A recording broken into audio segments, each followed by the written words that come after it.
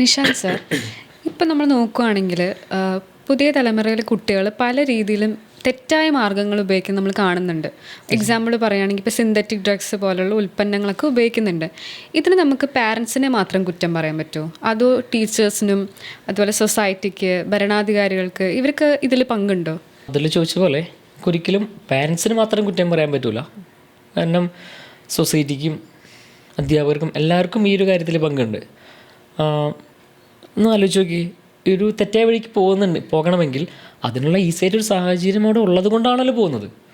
ഇപ്പോൾ മറ്റു രാജ്യങ്ങളുടെ കാര്യം എടുക്കാം. ഫോർ എക്സാമ്പിൾ ഗൾഫ് കൺട്രീസ്, അവിടെ നമുക്ക് ഒരിക്കലും ഒരു നിരോധിത ഡ്രഗ്സ് അവിടെ കിട്ടൂല. ഒരാളുടെ കയ്യിൽ നിന്ന് കിട്ടിക്കഴിഞ്ഞാൽ അവൻ്റെ ജീവിതം കഴിഞ്ഞു.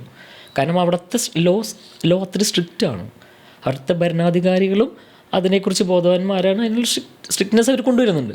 അതുപോലെ ഇവിടെ ഇല്ല. സോ അവർക്കും ഇതിൽ പങ്കുണ്ടല്ലോ നമുക്ക് പറയാം.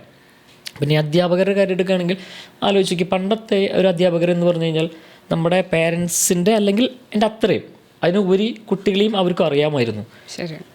ഇന്നതല്ല, കാലം മാറി. പ്രത്യേകിച്ച് ഒരു ജോലി മാത്രമായിട്ട് കാണുന്ന ഒരു അധ്യാപകർ ഉള്ള സമയത്ത് അവരും കുട്ടികളെക്കുറിച്ച് ബോധേടല്ല.